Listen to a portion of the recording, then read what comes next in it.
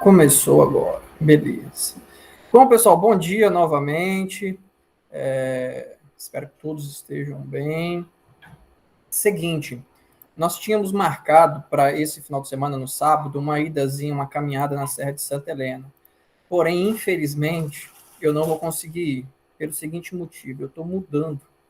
Era para eu ter feito a minha mudança sábado passado, tá uma loucura, a gente não conseguiu mudar. E a única data que eu tenho no final de semana para fazer essa mudança é nesse.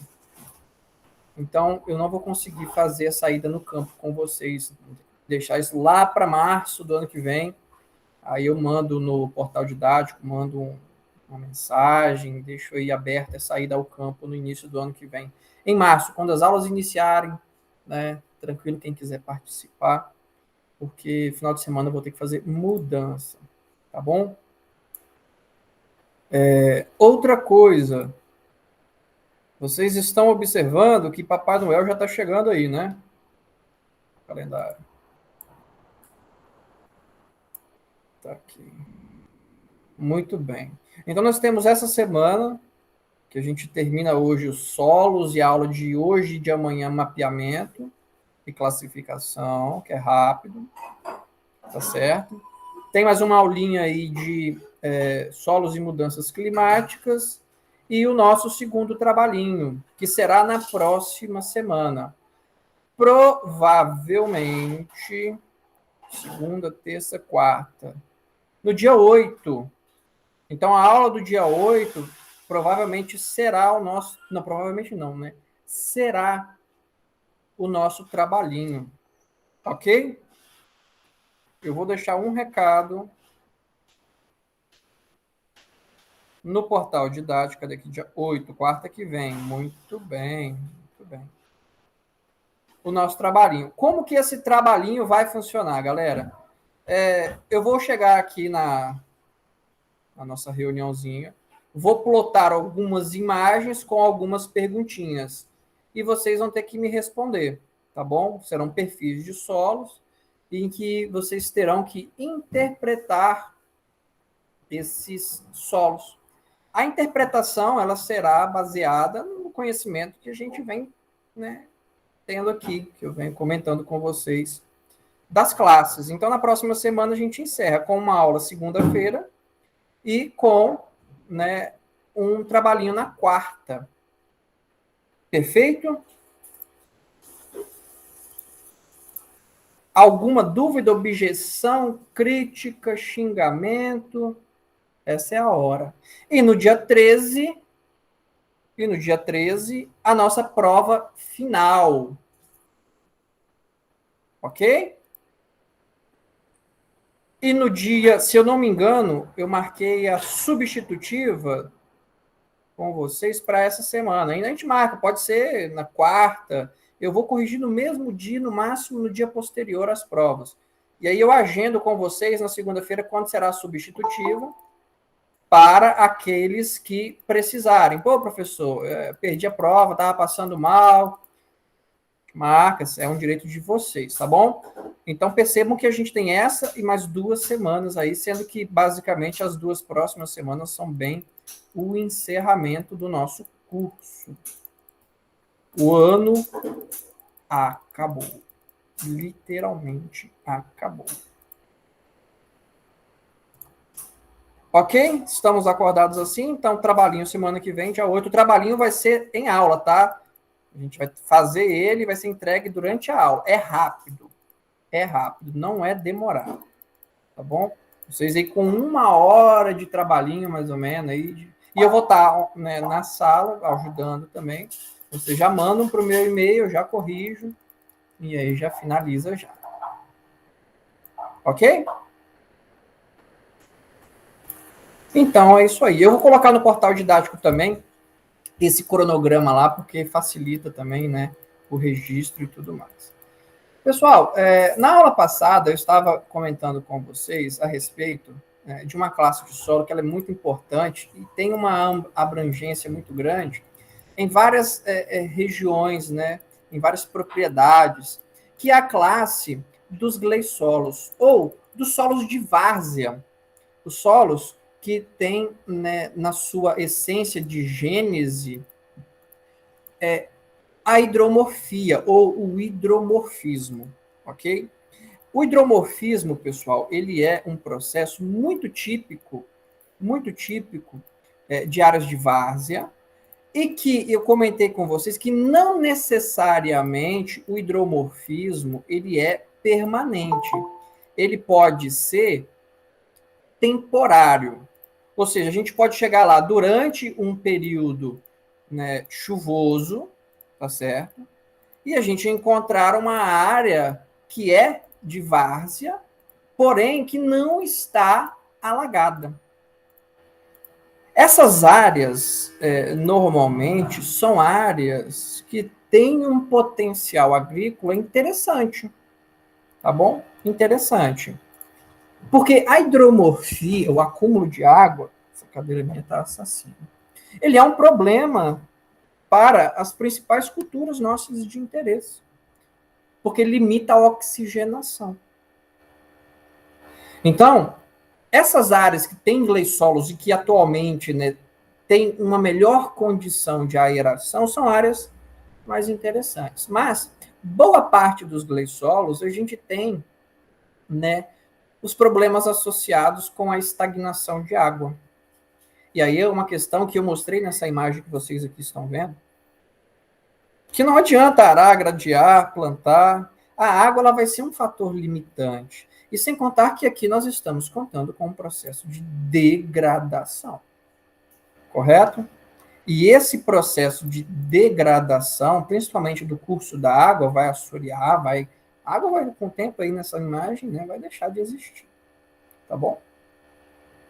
E muita atenção também, isso eu vou comentar um pouco lá na aula da semana que vem com relação ao mapeamento, é a questão da diferenciação de cor. Os solos, quando diferenciam cor, diferenciam os atributos, diferencia a gênese. Então, o potencial, ele muda, e a forma como a gente vai lidar com as áreas também. A adubação muda, o parcelamento, a quantidade. Uma série de, né, propriedades mudam do solo. Então, a gente tem que ficar atento a isso. As chamadas receitas de bolo, elas são muito comuns, mas a gente precisa de um planejamento. E esse planejamento, ele é um planejamento que ele não pode ser construído, né, sem ter um conhecimento da área, sem saber qual é a classe de solo que eu estou trabalhando. Perfeito? Conhecer solos, pessoal. A gente tem duas coisas que são cruciais para o sucesso, que é a conservação, ou seja, a gente precisa ter um recurso, precisa conservá-lo, e sabendo o potencial, a gente dá o destino, o uso correto, porque aí tem retorno econômico. Eu lembro muito bem de um estudante que chegou uma vez na minha sala, bem lá no início, quando eu mudei para Sete Lagoas, e ele trouxe umas imagens da propriedade da região dele. E aí o pessoal estava colocando, se eu não me engano, era eucalipto, era alguma espécie florestal, em uma área assim, ó, declivosa. E essa área declivosa, na base dela, tinha um gleissolo. O pessoal plantou eucalipto em tudo, pessoal. Em tudo. Desde o topo, na encosta e na base. E aí vocês têm uma noção, né, muito boa aqui do curso que não é assim. Ao longo dessa topossequência, dessa vertente, o potencial muda, porque o solo muda. E o gasto que esse produtor ou esse grupo de produtores tiveram é um gasto que não vai dar retorno. Então é muito melhor deixar a área sem plantio do que forçar a barra. Isso não funciona. Isso não funciona. É perda de dinheiro. Ok?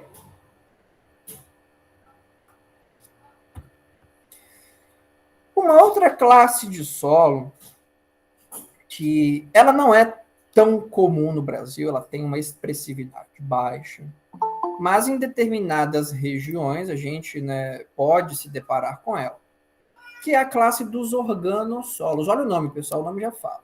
É um solo orgânico.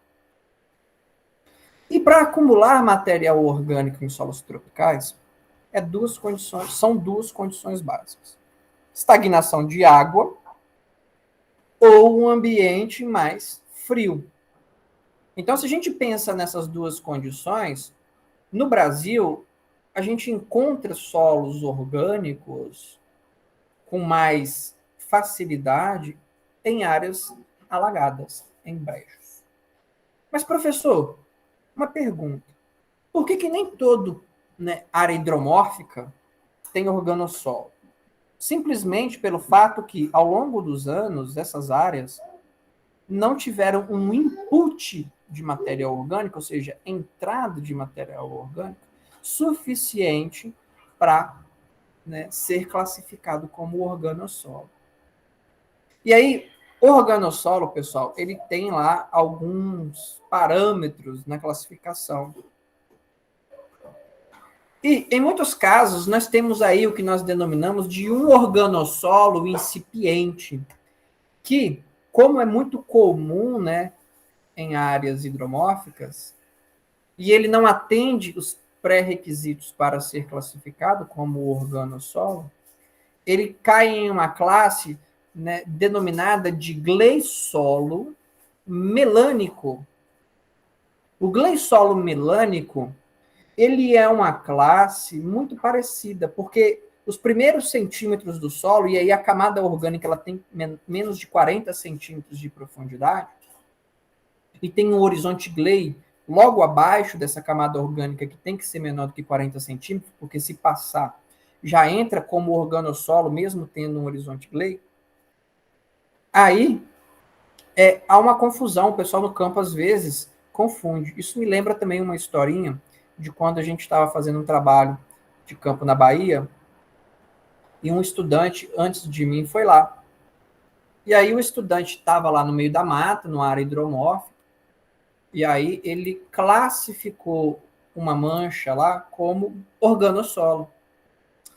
E na época a gente já tinha ido para o campo, né, feito alguma prospecção de campo, e a gente já tinha uma noção que lá não era bem um gleissolo melânico, não era bem um organossolo, caía dentro da classe de gleissolo melânico.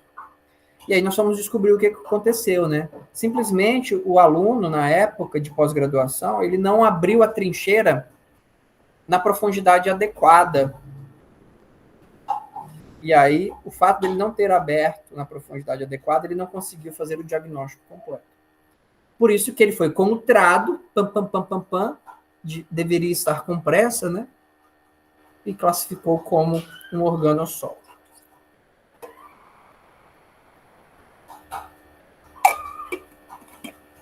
Boa parte dos organossolos no Brasil, pessoal, a gente pensa, professor, solo orgânico, você fala tanto de matéria orgânica para a gente, lá na microbiologia do solo, na pedologia, já estamos aí início de dezembro, o Campeonato Brasileiro não acabou ainda, já estou enjoado de ouvir o senhor falar sobre esses solos e tudo mais, de matéria orgânica, não aguento mais, quero ir embora.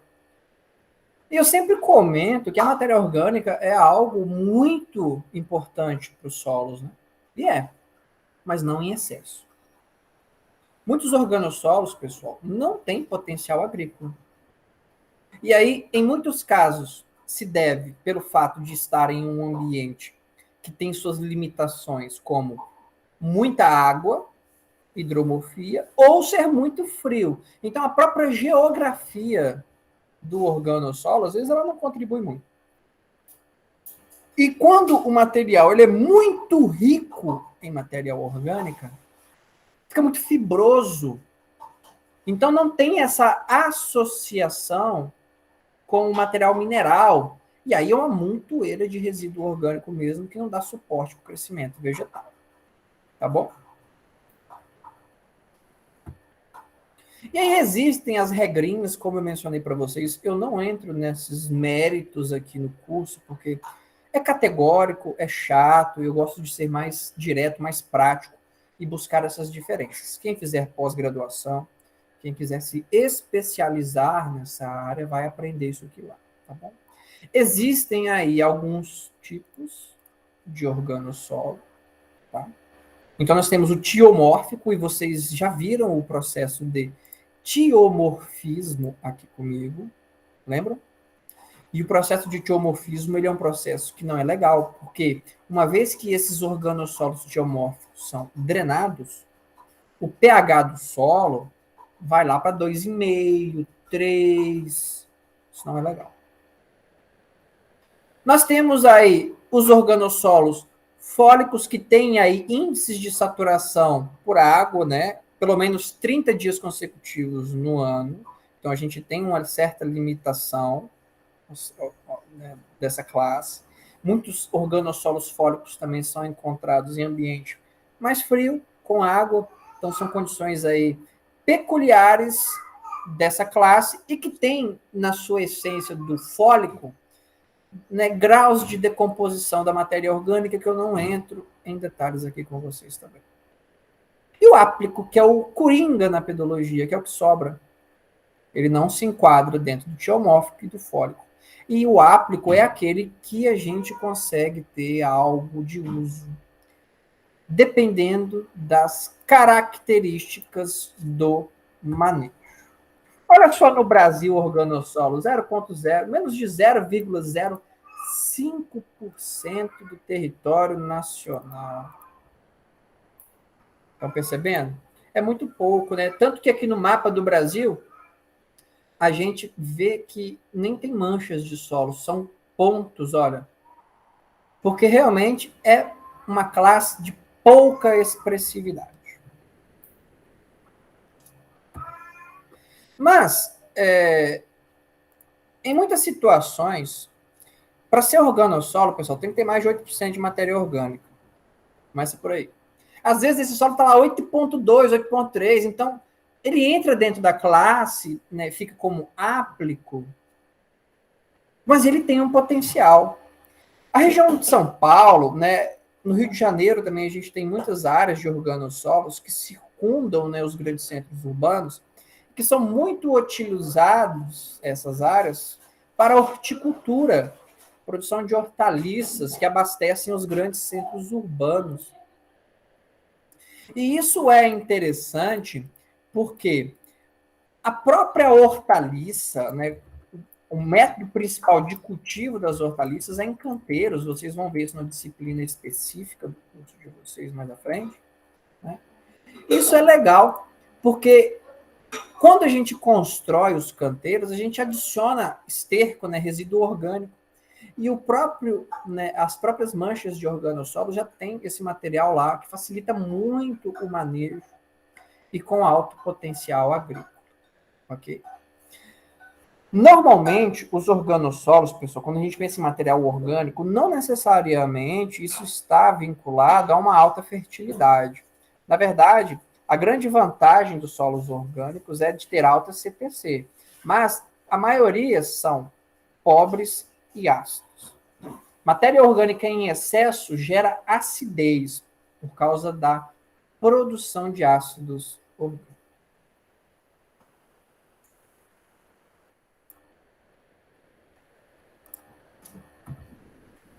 Muitas áreas no Brasil que nós encontramos os organossolos são áreas brejosas, vocês estão vendo aqui nessas imagens. Então, além de serem áreas brejosas, nesse caso em especial, são áreas altimontanas, ou seja, campos hidromórficos de altitude. Esse é um termo técnico que vocês vão ler aí em vários materiais. Campos hidromórficos de altitude. Encontra-se muito comumente organossolos.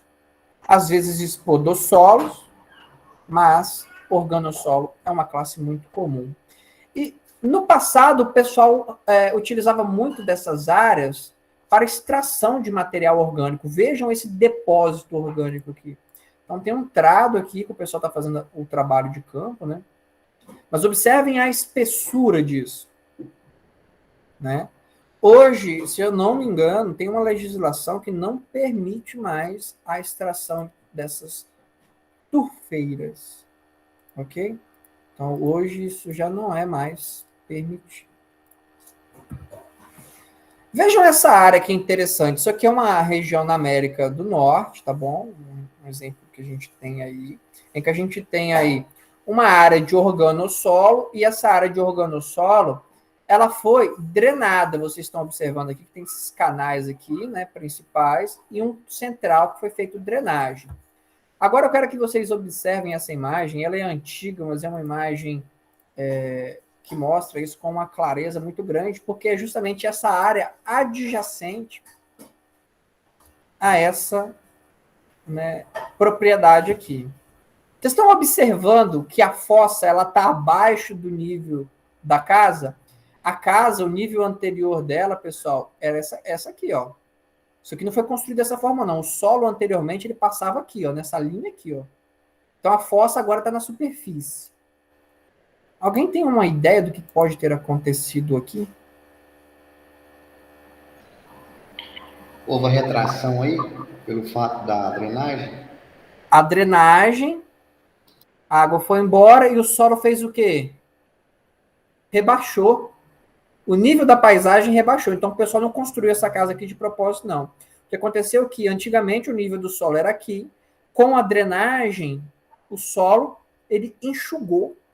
Por que o solo enxugou? Porque é uma área de organossolo.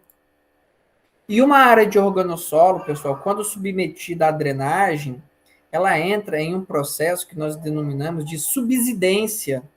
A subsidência em organossolos pode reduzir o volume em até 85% quando seco. Então, nesse exemplo aqui, a gente tem uma amostra que está úmida e uma amostra de solo orgânico seco. Então, realmente enxuga. E foi o que aconteceu aqui, ó, nessa imagem aqui. Não é tão comum, tão expressivo no Brasil, porque a gente não tem manchas de solo dessa natureza. Mas em áreas alagadas e frias, na porção, principalmente norte da Europa e na América do Norte, os solos que têm mais matéria orgânica e que são submetidos a uma drenagem, eles sofrem esse processo de rebaixamento da paisagem, que é denominado de subsidência. Beleza? Alguma dúvida em relação aos organossolos?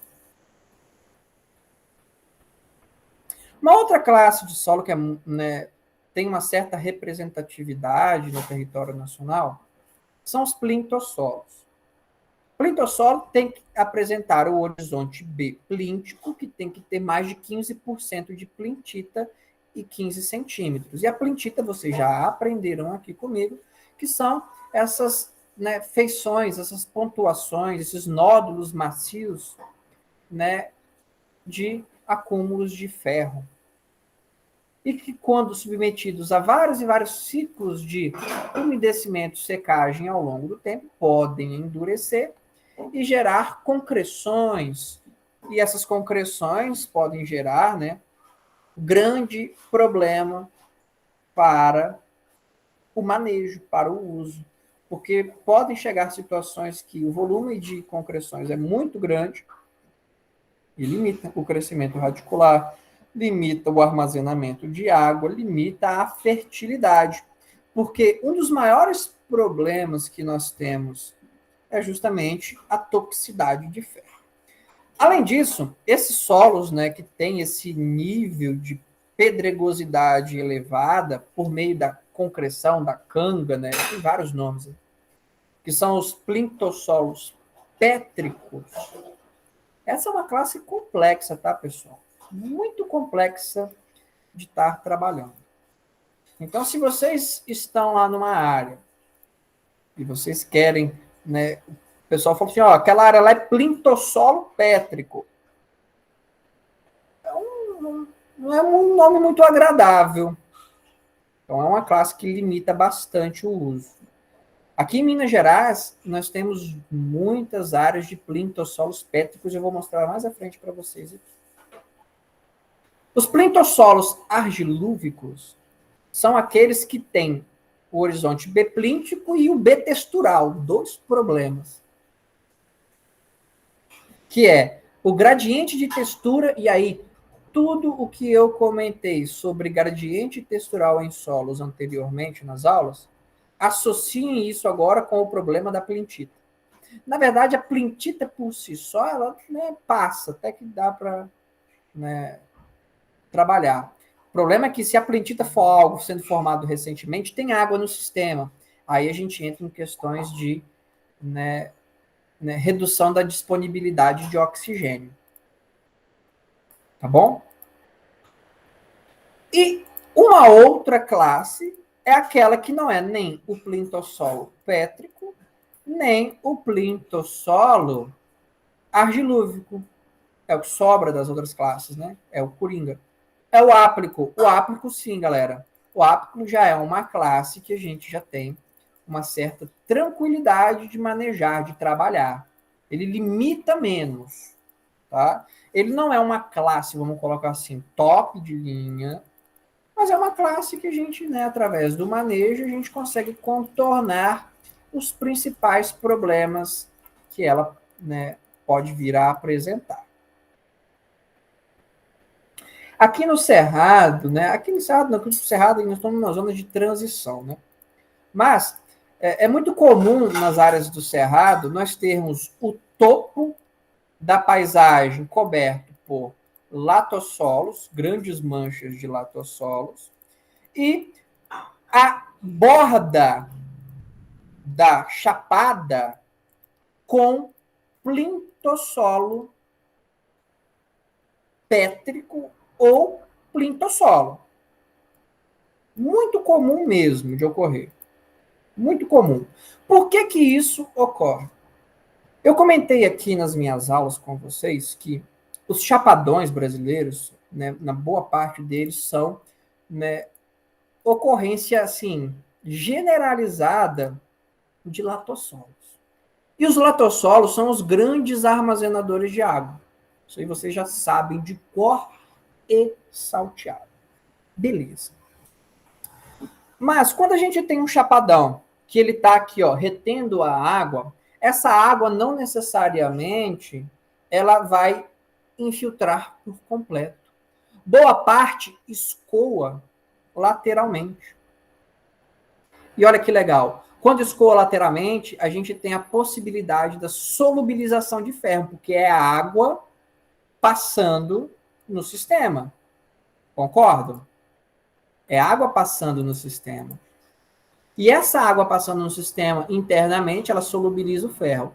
Quando chega na borda do chapadão, o ferro que está solubilizado, ele precipita. E aí começa a formar a plintita, que pode evoluir para canga, para couraça, né, laterite.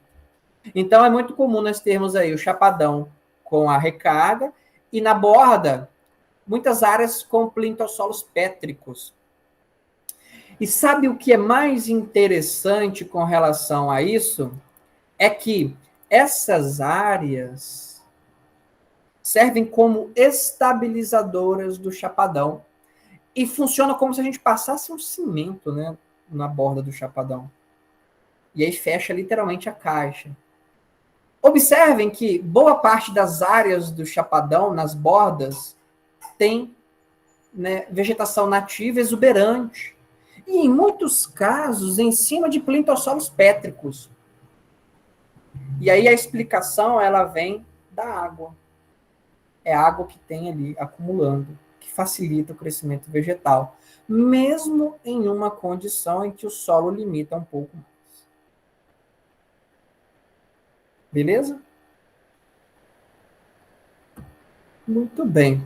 Os principais problemas dessa classe, né, já foram aqui listados, é a toxicidade de ferro, se tiver água, é a pedregosidade, mas um plintossolo, ele tem todos os problemas associados aos solos tropicais de alto grau de evolução.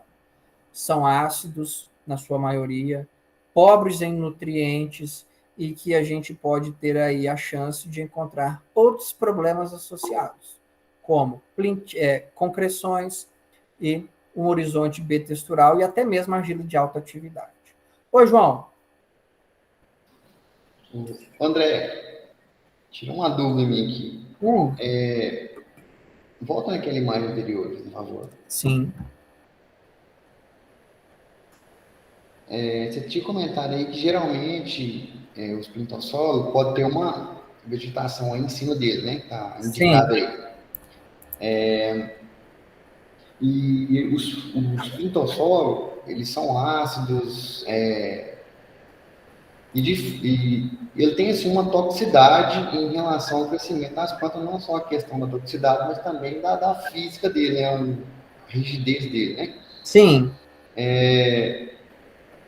E a gente pode observar aqui que, ou seja, tem vegetação aqui grande, tá vendo? Essas áreas não são pequenas, são grandes. Esses plintossolos aí que está próximo ao latossolo, eles são mais profundos ou eles são mais rasos? Porque tem que ter uma explicação no crescimento desse tamanho. E uma outra coisa que eu queria saber, como tem essa água constante, essa caixa que ela não... É praticamente que ela enche, né, e escoa, e tem a solidização aqui do ferro. O que faz com que esses ferros solubilizem aqui? Porque a gente tem aqui a variância do latossolo com o plintosolo. A diferença é a declividade, certo? sim. Muito boas perguntas. Vou responder a primeira. Por que tem essas árvores ali? Água. Água. Além de serem áreas que têm uma disponibilidade hídrica melhor, é o tempo. Então, são áreas que estão ali há muito tempo, né, sem a interferência antrópica, e que as árvores foram crescendo. Tem mais água. Então, a água é o fator principal para crescer a vegetação desse porte ali, mesmo em um solo mais limitante. Água e tempo. Ok? Água é o principal. Ô, João, a sua outra pergunta é muito importante, porque na pedologia, a gente observa a classe hoje, que está estável, mas o que se passou no passado está aí registrado. Então, a evolução da paisagem foi dessa forma. A área mais declivosa estabilizou com um plintossolo pétrico e o chapadão evoluiu para um latossolo. Por quê? Porque justamente numa área que drenou mais. E a área que já tinha uma certa restrição à drenagem periódica, ela formou, o processo foi outro. Então, são condições de evolução da paisagem e dos solos que diferenciaram as classes e está hoje dessa forma. É tudo uma evolução. É o processo que predominou nessa posição da paisagem ao longo dos anos. Ok, André. Mas deixa eu te perguntar aqui. Sim. Essa questão da drenagem, aqui não tem como saber a vegetação que tinha aí. Um exemplo, 500 ou 1000 anos atrás, certo? Sim. E para transformar num latossolo, então, ou seja, vamos supor que aí seria, para transformar num latossolo, eu tenho que ter uma condição com certeza, água muito grande, drenagem, tinha que ter um outro fator, como também, com certeza, tinha alguma vegetação em cima aí grande, né? Para favorecer isso aí. E lá embaixo, nesse escoamento aí do ferro, que surgiu lá embaixo, que teve o processo de plintilização, como aí, eu estou vendo aqui, é meio declivoso, pode ter, assim, uma plintita mais profunda um pouco, não pelo fato do escoamento, deposição. Muito variável essa profundidade, tá? Muito variável. A gente encontra aí a 10, 20 centímetros até 2, 3 metros. Muito variável. Ô, João, o seu raciocínio é muito legal. Mas você lembra lá no início do curso, quando eu expliquei relevo, que expliquei até sobre feições que ficam registrando, né, o nível anterior do relevo, que são os baús, né, que ficam aí presentes no cerrado, principalmente. Então, quando a gente observa essa paisagem, ela era toda plana anteriormente. E aí foram construídas linhas de drenagem individualizadas, que formaram os vales, né? Então, o que a gente observa hoje é fruto de uma evolução. Eu até coloquei no Paint um desenho, né? Um Eu risco lembro. descendo. Então, essa é uma linha de relevo que foi construída. E ao longo dessa construção, que a plintita e a canga foram surgindo, porque eram áreas que tinham o processo de, né, hidromorfia temporária, e a coisa foi acontecendo. É uma evolução de milhões de anos, tá certo? De milhões de anos. Esses cortes que formam os vales no cerrado, isso foi fruto de muito tempo. Muito tempo. Ok. Mais alguma dúvida, pessoal? Então, o Plintossolo, uma classe aí, ó, 6,32%. E do Cerrado pode chegar a 18%. Por que no Cerrado pode chegar a 18%, pessoal? Justamente porque, para formar Plintossolo, a gente precisa de ter algo que é... Né, são dois fatores muito importantes. Né? Na verdade, a água, que é o principal, mas também ferro. Então, são áreas que precisam de ter, né, solos que têm um valor de ferro no material de origem mais maior. E boa parte dos materiais de origem que formam as zonas do cerrado tem essa característica. Beleza, terminamos por só. Chernossolo é uma classe muito legal, eu já comentei aqui bastante com vocês sobre essa classe, que é uma classe que junta condições químicas boas e física boa. Em muitos casos, o que limita o chernossolo para um uso florestal, por exemplo, é a profundidade. Às vezes nós vamos encontrar chernossolos mais rasos. E aí a gente tem uma certa limitação quando a gente coloca uma planta arbórea. Mas o chernossolo, pessoal, é um solo fantástico, um solo muito bom. Então o chernossolo é aquele solo que tem lá uma saturação por bases elevada, tem ampla disponibilidade de cálcio, magnésio e um nível de estruturação muito bom.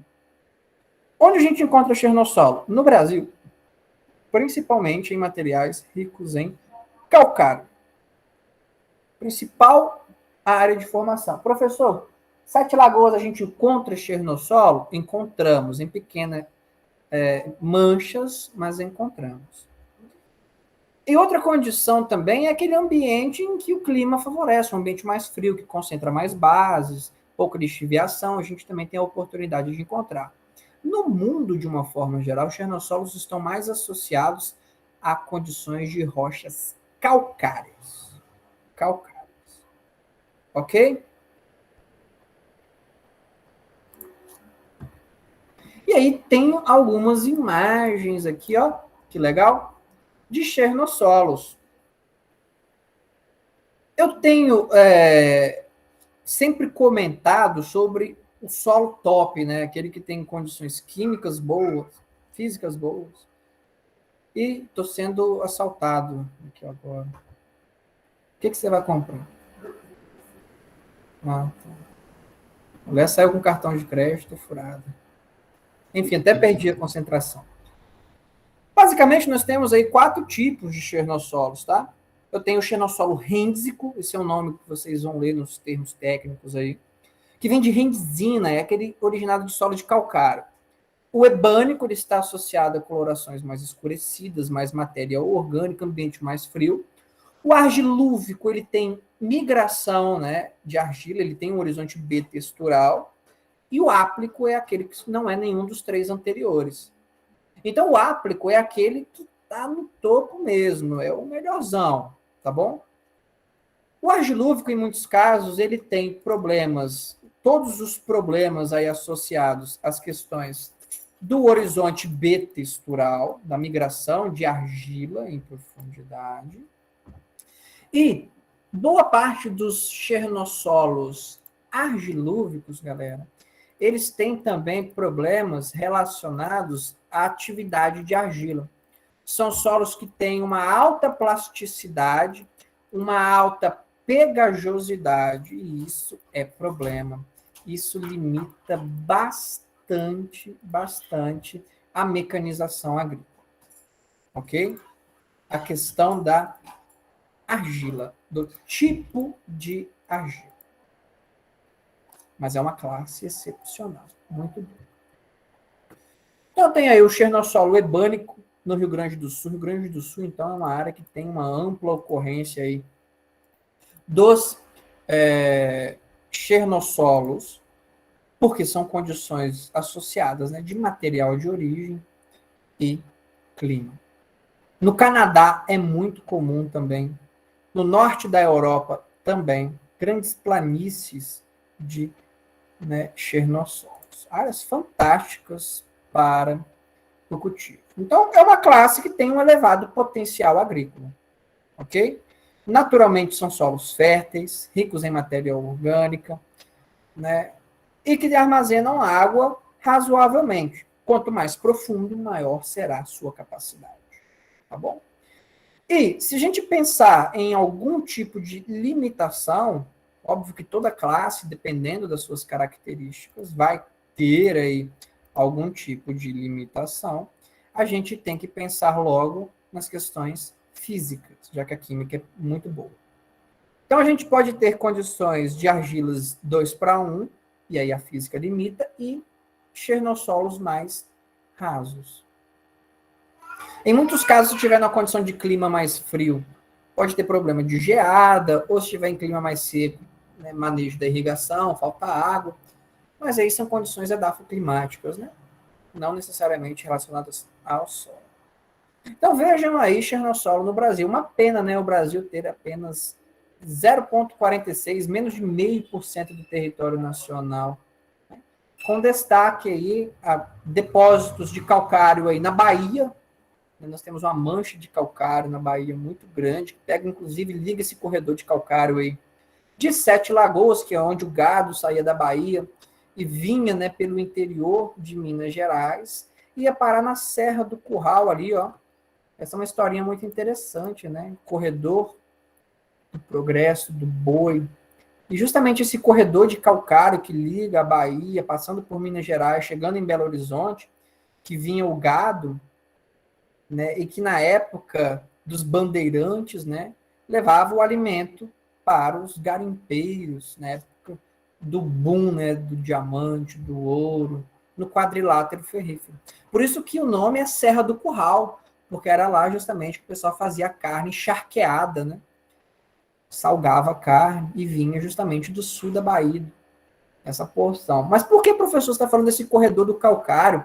Porque eram áreas, né, são áreas de solos com características melhores, onde o pessoal na época fazia 3 colheitas de milho e não demandava nutrientes, não demandava, né, adubação, eram áreas mais férteis. E aí o boi tinha que parar para descansar e parava para comer. Então esse é o corredor do calcário que liga aí essa zona. Ok? Corredor do progresso. Muito bem, chernossolo é muito tranquilo, né, de estudar, é uma classe muito bacana, muito importante para a gente. Uma outra classe, pessoal, é a dos vertissolos. Os vertissolos são solos que apresentam o horizonte vértico e que têm as propriedades vérticas. E as principais propriedades vérticas são essas fendas que vocês estão observando aí, são fendas profundas, largas, devido às argilas 2:1. Então, o vertissolo é uma classe típica de ambiente seco, ambiente 2:1, ou ambiente mais frio, né? E os vertissolos são solos que têm aí a sua fertilidade natural favorecida, mas quando um solo naturalmente tem a sua fertilidade favorecida, ele cai naquela questão do problema físico. São solos que têm muitas argilas 2:1, são solos muito argilosos, e essas argilas de alta atividade, né, limitam a física. Quando úmidos, são solos que ficam dessa forma na bota aí do caboclo aí, ó. Pegajosos, grudento, né, um barro grudento. E aí a gente está caminhando, é bom que faz academia ao ar livre, né? Porque a bota vai ter 10 quilos. Então a gente pega os pesos na academia. Eu não estou indo para academia, estou só construindo, né, o meu crescimento horizontal, abdominal. Então, mas, né, pega bastante peso, fortalece, né? Talvez para jogar bola deve ajudar bastante quem trabalha nessas áreas. Imagine agora um implemento agrícola passando aí também. Então, a limitação é física. E quando está úmido é assim, quando está seco é muito duro, tá bom? E além de ter essas questões da plasticidade, pegajosidade quando úmidos e muito duro quando secos, são solos que têm uma estrutura, um desenvolvimento em estrutura grande. Isso para a física não é bom. Não é bom. Apresentam slick insides, que são essas superfícies de fricção, né? Então, superfícies de alisamento, esse brilho aqui, e essas fendas. Eu gosto dessa imagem porque numa das primeiras aulas que eu coloquei aqui, eu mostrei e perguntei para a galera, pessoal, o que vocês acham que é isso aí? Teve uma pessoa que falou que era a superfície de Marte. Não é, tá? Tem um galpão aqui, ó. É no Brasil isso aqui. Alguém chuta o que é isso aqui?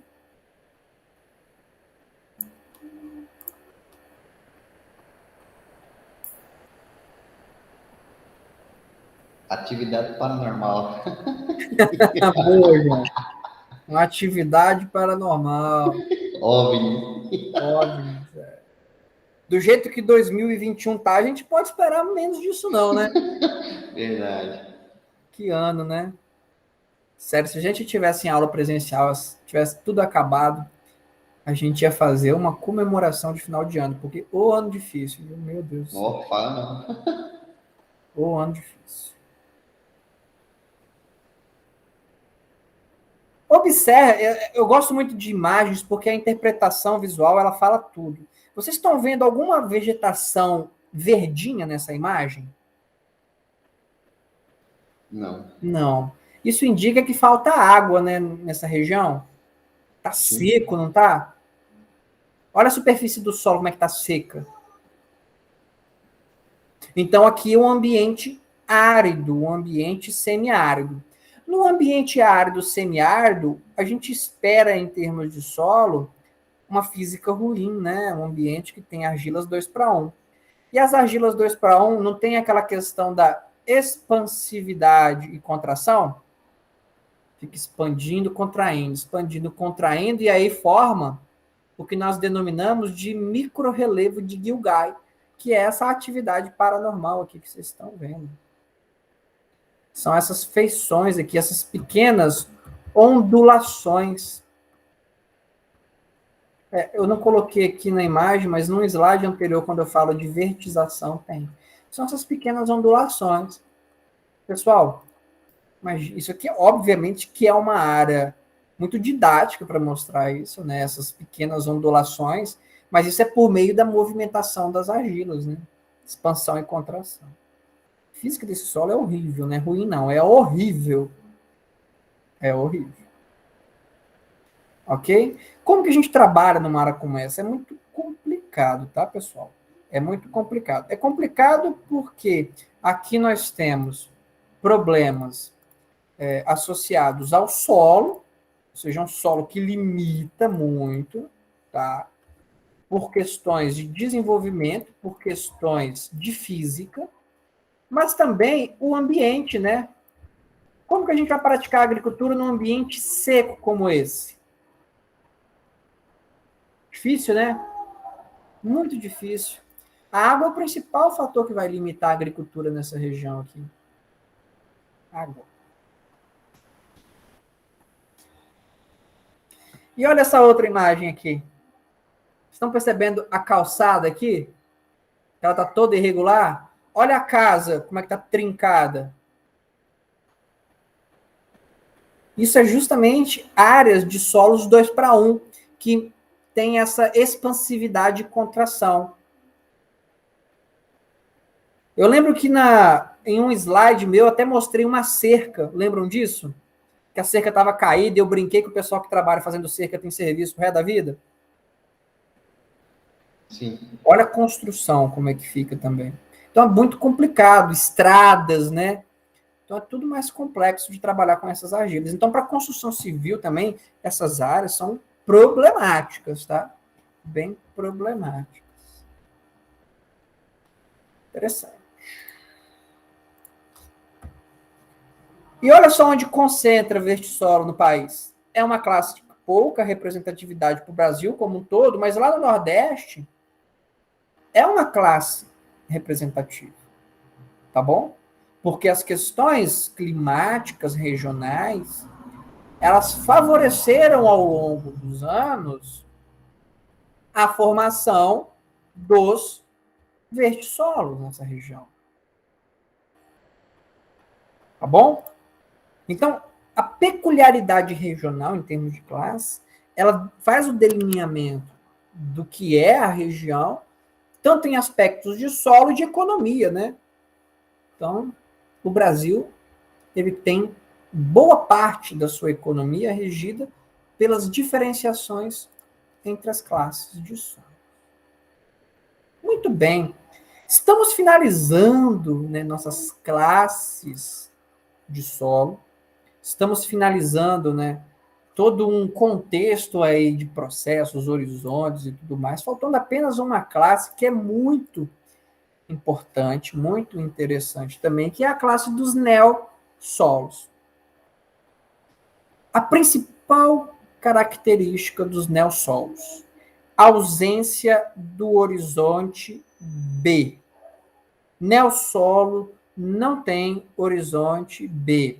Neo vem de jovem, novo. Então, é uma classe que não desenvolveu ainda o horizonte B.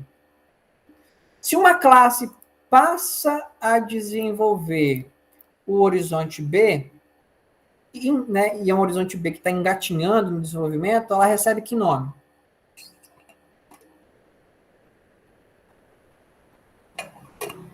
Muito bem, cambissolo, que tem um horizonte B incipiente.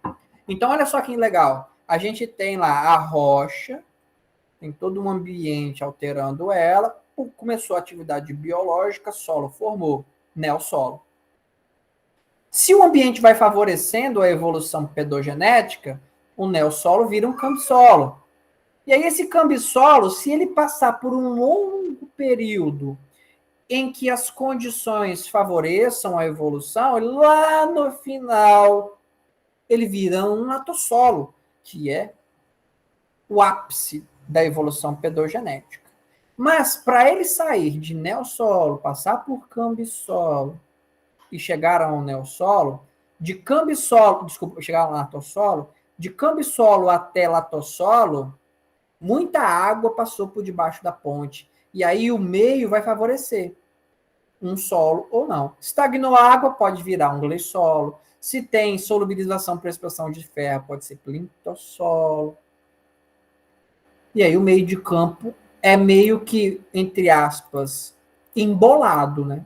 Muitos solos vão surgir. Mas em nível de avanço é isso aí. O neossolo ele é o primeiro. É o mais jovem, por isso que não tem B. Se ele é um solo mais jovem, ele é um solo que tem suas peculiaridades. Ok? E aqui eu vou mostrar bem detalhado para vocês agora as principais peculiaridades dos 4 tipos de neossolos que nós temos. Que é o neossolo litólico, e o nome já fala, litólico, litologia, tem alguma coisa relacionada à rocha, e é justamente um horizonte A sobre a rocha. Eu acho que eu tenho alguma imagem aqui na frente. É, basicamente isso aqui, ó, A sobre a rocha. Tá bom? Esse é o sujeito, né, neossolo litólico. Se ele tiver um horizonte A mais espesso, legal. A gente consegue ter aí uma cultura, uma pastagem, um milho, um feijão. Mas, por uma espécie perene, se o horizonte A for bem desenvolvido, melhor ainda. Mas se tiver um horizonte A fraco, em cima da rocha, aí é limitação, né? É muito forte. Esse é o neossolo litólico. Essa é a cara do neossolo litólico. Tá bom? O ambiente de ocorrência, e olha só que importante, tá? O neossolo no Brasil, ele representa aí a terceira classe de maior ocorrência. Então, ele é um solo que tem uma expressividade e uma importância muito grande. Né? A gente chega nas propriedades, a gente vai encontrar uma área mais declivosa, uma área que a ocorrência desse solo ela é nítida. E essa imagem aqui dessa área, ela mostra uma coisa importantíssima que caracteriza áreas de neossolo. Primeiro ponto, material de origem exposto na superfície. Vocês estão observando que tem um material de origem que está exposto aí na superfície? Sim. E fragmentos grosseiros na superfície? Isso é a principal feição que já indica que é um solo mais jovem, que é um solo que, né, não avançou em termos de intemperismo. Outra coisa que chama a atenção nessa imagem. Vocês estão observando a vegetação?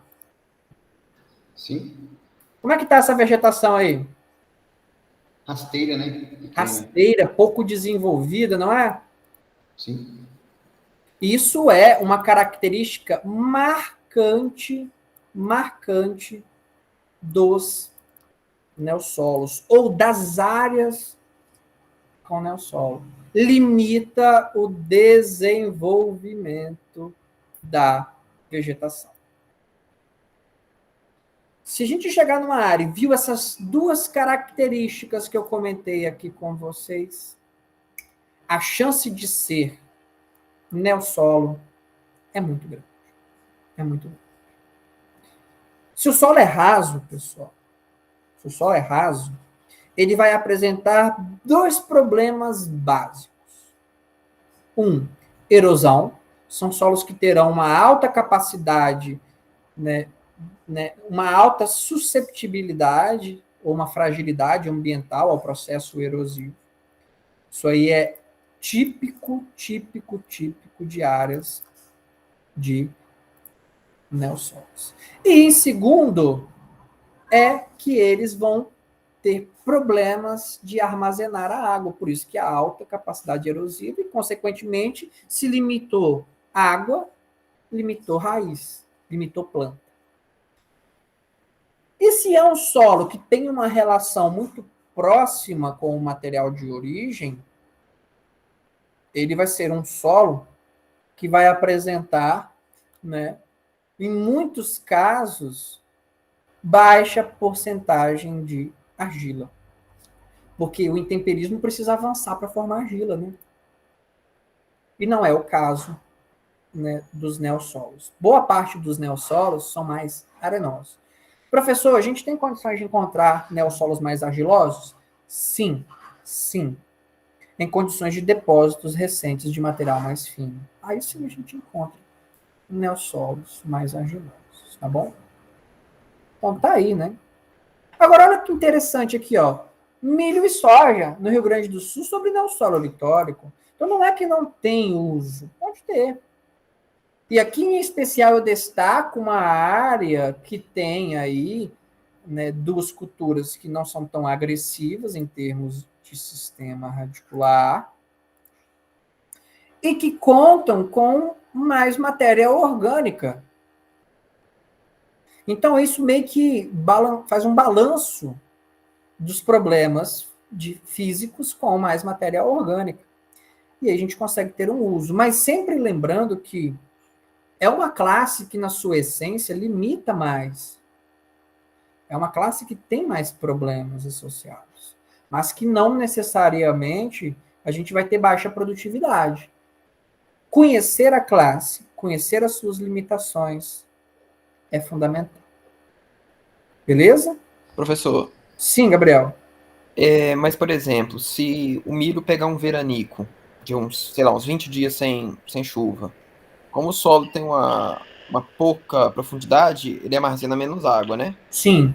Aí influencia? Vai sofrer muito mais, com certeza. Entendi. Com certeza. E aí, sabe o que acontece, Gabriel? O pessoal que tem uma fazenda, uma propriedade, que tem essa área de neossolo, que ele está ali, vamos dizer assim, meia boca, é ruim, não é tão ruim, mas não é top, e tem esse problema que você mencionou do armazenamento de água, o que o cara tem que ter em mente? Que ele precisa de um sistema de irrigação. Se ele não contar com a tecnologia, é problema. O armazenamento de água, né, deficiente, que é, né, natural da classe, como é que a gente contorna isso? Com irrigação, com um modelo artificial de entrada de água. Então, se o agricultor tiver essa condição, ele tem a irrigação e aí ele não passa pelo veranico, que ele vai irrigar. Tá bom? Entendi. Agora, o agricultor que não tem a irrigação, e se ele passar aí 30, 40 dias num veranico, vai ter prejuízo. Porque a classe tem esse problema. Beleza. Olha que legal! Essa imagem é uma imagem muito legal. Porque vocês estão vendo a superfície do solo escurecida? E é um neossolo litólico. Mas aqui o pessoal está plantando, olha, fazendo os canteiros para as hortaliças, né? Então vejam que eu tenho uma classe que é limitante e eu também tenho o benefício da área ter mais matéria orgânica, ter um horizonte A, né, mais desenvolvido, com mais matéria orgânica. Isso dá um potencial melhor para o uso. Então, a olericultura aqui, horticultura, sai muito bem. Então, tá tudo perfeito, né? O agricultor conseguiu aí tirar proveito dessa área e com alto potencial agrícola. Será que tá certo isso aí? O que vocês me falam dessa imagem?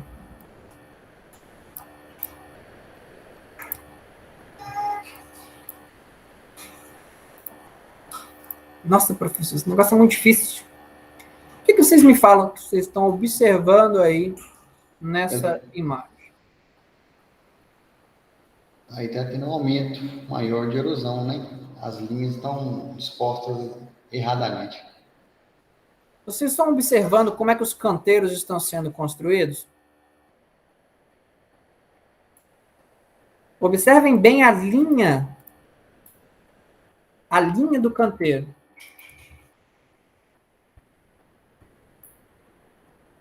Vocês vão aprender, alguns de vocês devem ter visto isso em algum momento, ouvido falar, do plantio em nível, obedecendo ou seguindo as curvas de nível do terreno.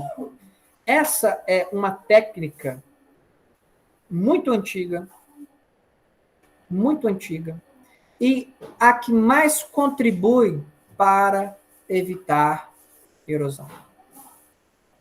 Então, aqui, o que o agricultor fez foi colocar os canteiros na linha paralela ao declive, porque o declive está aqui, os canteiros estão aqui.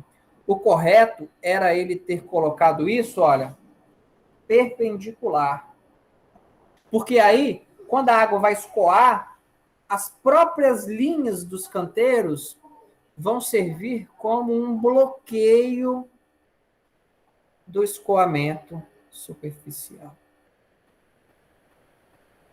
Então, nesse caso, pessoal, ele tem um solo que é raso, mas que ele tem a possibilidade de usar com olericultura. Porém, aqui, ele está dando um tiro no pé. A água, quando começar a escoar na superfície aqui, ela vai seguir essa linha que divide os canteiros e vai escoar com alta velocidade, rompendo, arrancando as laterais no processo de remoção de partículas, que é a erosão. E aí, galera, é degradação. Tá errado. Professor, ninguém faz mais isso hoje em dia, essa curva de nível, plantio em nível. Isso é muito conhecido, muito difundido, muito estudado.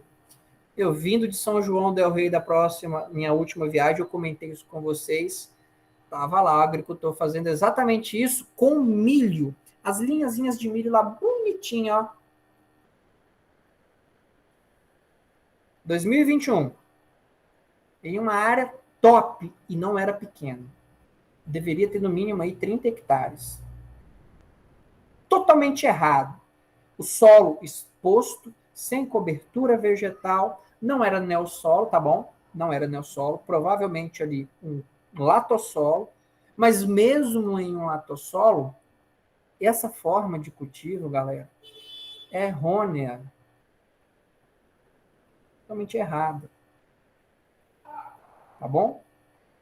Se a gente tem uma classe de solo que ela já naturalmente é limitante, e a gente contribui com uma técnica incorreta, ó, tá difícil, não tá?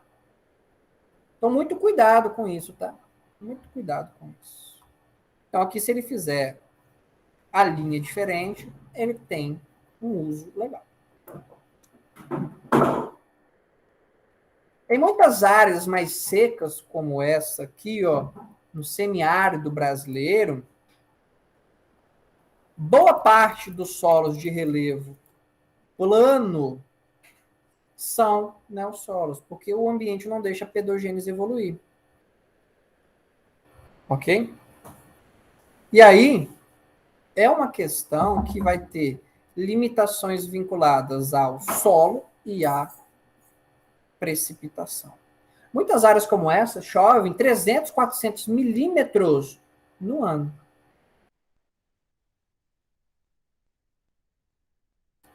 Chovem 300, 400 milímetros no ano.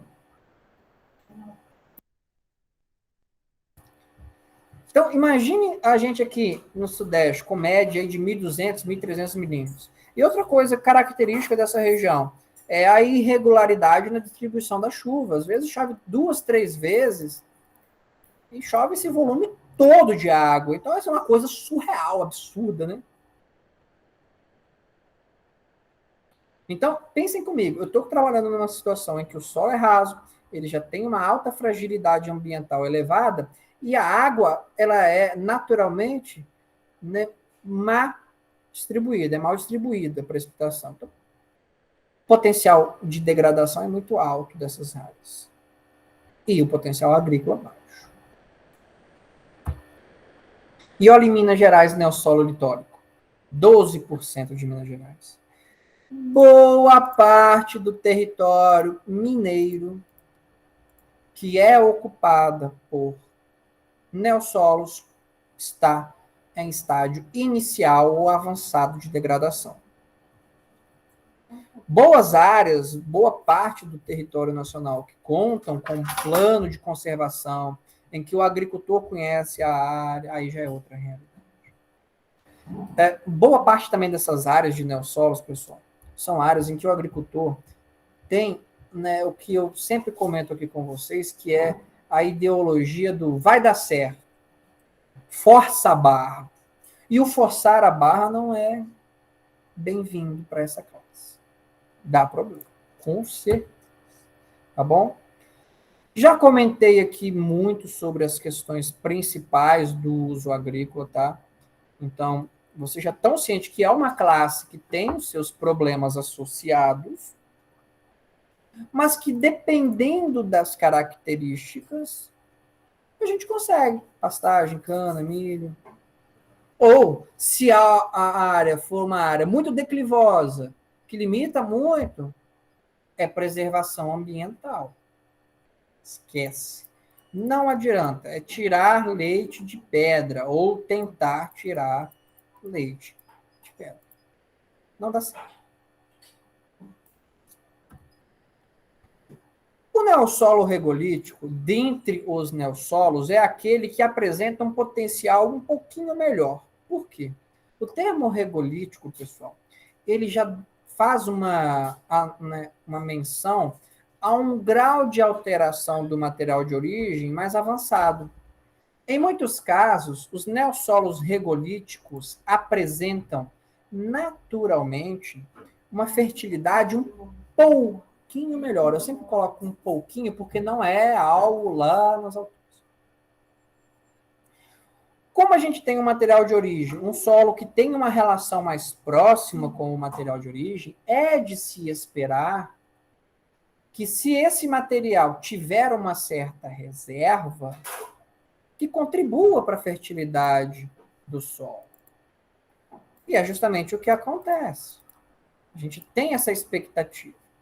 Material pobre, solo pobre. Então, se o material é pobre, solo...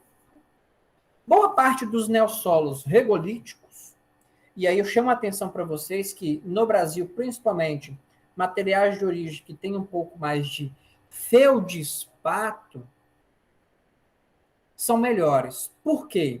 Porque feldespato tem reserva de potássio. E micas também. Então, se esse material tem um pouco mais de feldespato, um pouco mais de mica, aí a gente tem a chance de ter um solo que tem uma fertilidade um pouquinho melhor. O neossolo regolítico, pessoal, ele também admite aí um certo nível de formação do horizonte B, mas é algo que não chega a ser classificado como cambissolo. É pouco espesso, menos de 10 centímetros. Então, a gente acaba que classifica isso como um neossolo regolítico. Ok?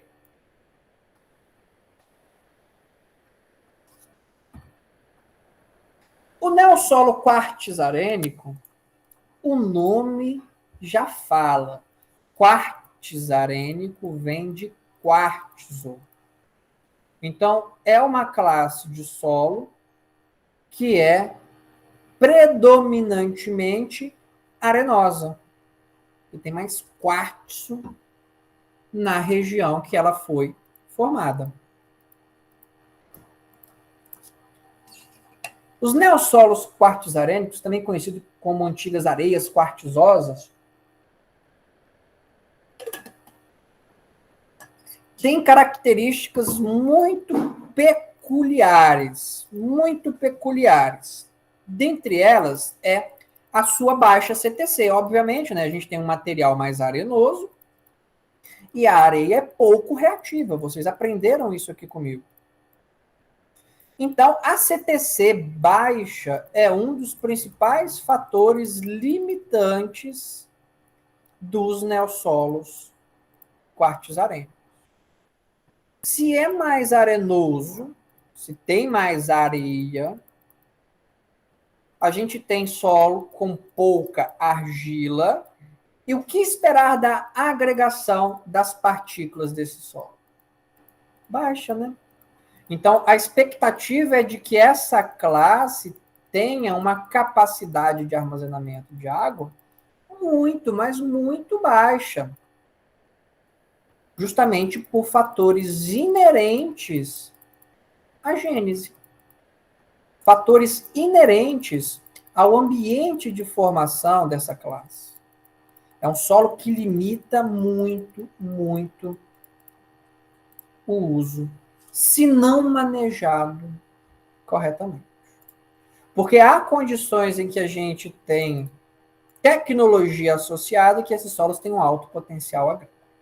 Principalmente com um manejo ou uso correto na irrigação e a adição de matéria orgânica, que vai melhorar a capacidade de armazenamento de água e vai melhorar a CTC, que são os dois principais problemas dessa classe.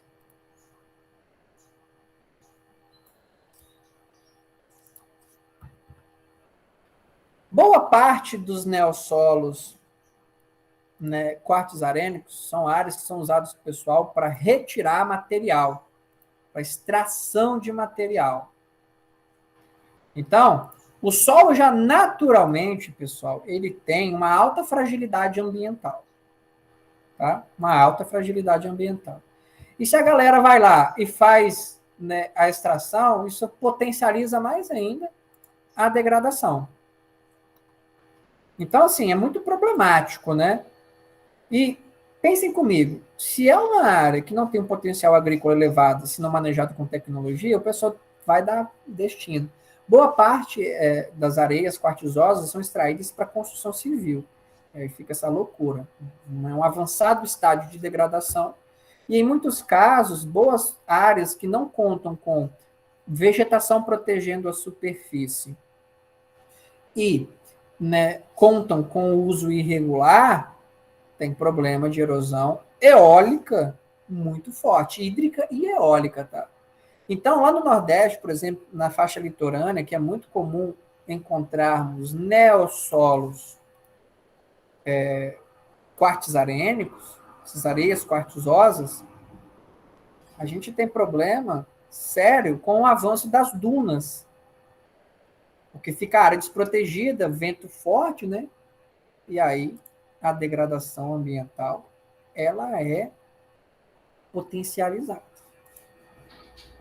Muito cuidado quando a gente trabalha com uma classe como essa, que naturalmente ela tem uma alta fragilidade. Mas, pessoal, hoje no Brasil, né, a gente conhecendo essas limitações, conhecendo a característica central da classe, a gente tem chance de ter uma alta produtividade em cima de neossolo quartzareno, tá bom? Minas Gerais, 2% do território. O que eu chamo a atenção é que hoje nós temos no Brasil, né, na última fronteira agrícola brasileira, que é a região do Mato Piba, solos que têm aí uma porcentagem de areia muito elevada. São argissolos, neossolos quartzarênicos e latossolos arenosos, em que as limitações são basicamente essas que eu mencionei aqui com vocês.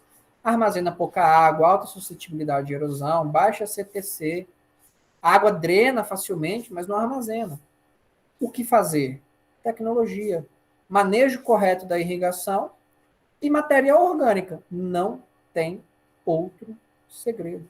É isso. Tecnologia. Tecnologia.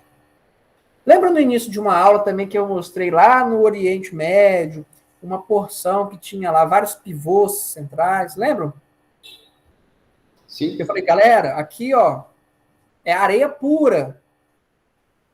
Mas o pessoal tem alta produtividade. Tem citricultura. Israel é líder mundial em citricultura. Em cima de neossolo quartzarênico. Então, o pessoal sabe da limitação. A gente tem na essência da classe o que ela oferece ou não. Perfeito? Então, é isso que a gente busca. Conhecer a classe, manejar a classe. Adicionando a matéria orgânica, manejando irrigação. Professor, como assim manejar a irrigação? Pessoal, se é um solo que ele armazena pouca água e ele tem um alto potencial de lixiviação de água e nutrientes, eu vou, né, parcelar essa irrigação. Eu vou colocar isso homeopaticamente. Então, tem muita tecnologia hoje na irrigação que coloca doses mínimas ou dosagens ótimas, tanto de nutrientes quanto água, justamente porque se a gente colocar em excesso ou, né, colocar acima da capacidade que esse solo tem de reter e redistribuir, tem perdas. Ele chivia com facilidade, né? Que é um solo que tem pouca carga, mas a matéria orgânica facilita. Então, são conversas aí que vocês vão, né, ver com muita frequência sobre o manejo de um solo arenoso e o manejo de um solo argiloso.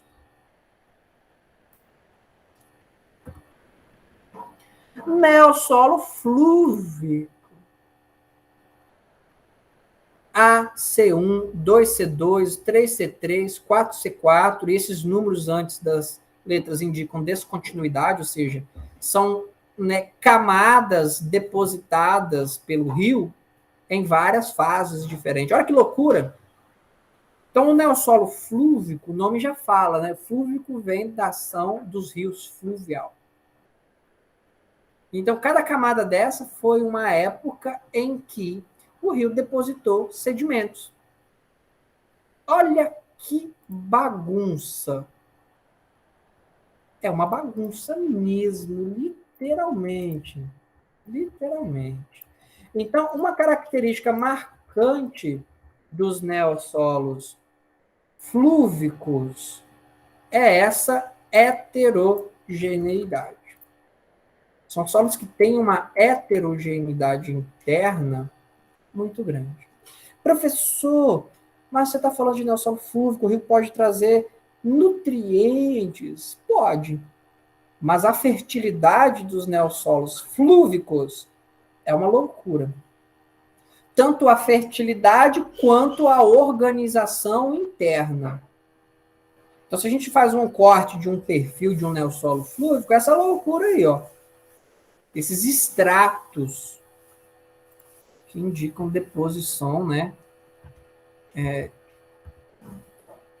diferentes épocas.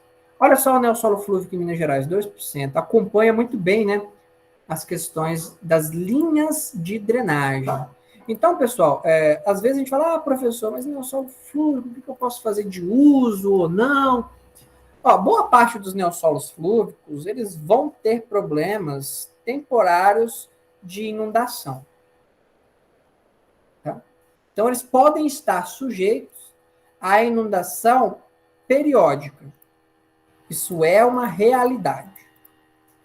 Ora, com esse problema da inundação, e ora, por questões vinculadas à granulometria. Às vezes a gente está contando aí com deposição de um material muito grosseiro, ou um material muito fino que empacota e deixa a porosidade muito baixa.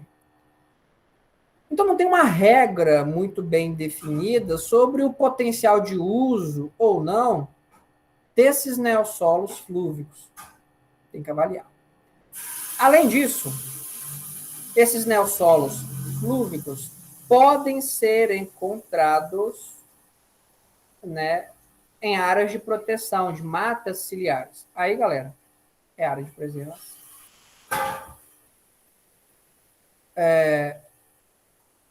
As grandes questões, né, vinculadas às limitações ou não, né, já foram aqui mencionadas, e eu quero chamar a atenção, porque às vezes a gente busca uma informação. Professor, é isso, é fértil ou não é fértil?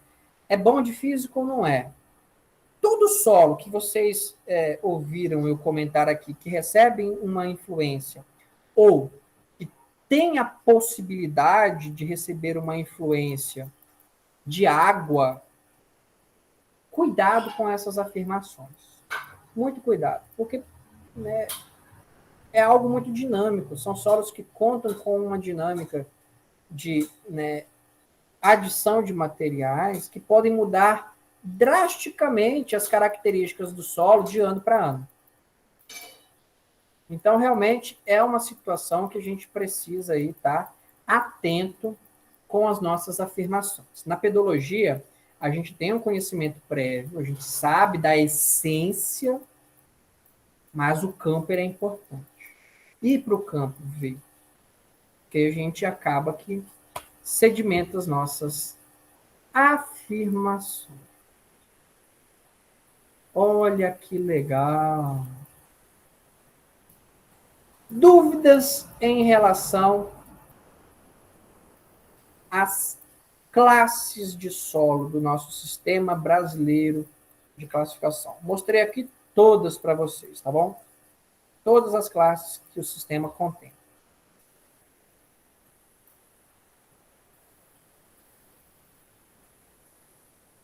Dúvidas?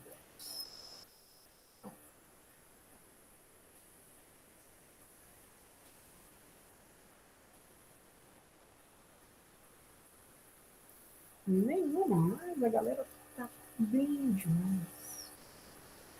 Pessoal, eu não vou iniciar hoje a nossa aula de classificação e mapeamento, tá? Quero pegar uma aula inteira com vocês sobre isso, que será na aula de quarta-feira, tá bom? Então, encerramos aqui a apresentação das classes de solo. E qualquer dúvida, estou sempre disponível, beleza? Atentos ao nosso cronograma, tá bom? Atentos ao nosso cronograma. Próxima semana, então, nós teremos uma aulinha na segunda e o trabalho prático na quarta, ok? Então, já estamos aí caminhando para o final. Por favor, final de ano é muito complicado, todo mundo está cansado, eu tenho certeza disso. Ninguém aguenta ver o professor André falando mais, né? O cansaço é para todos, tá? Mas dá um gás aí no finalzinho, dá uma forçadinha aí. Vamos tirar energias aí do fundo do baú para fechar bem a disciplina, não precisar fazer de novo, porque fazer de novo a disciplina é ruim demais, galera. Porque é a mesma aula, são as mesmas piadas. Aí, pô, que chato, né? Eu não tenho mais criatividade de ficar inventando, né? Então, força. E eu tô aqui para ajudar, beleza? Até quarta-feira.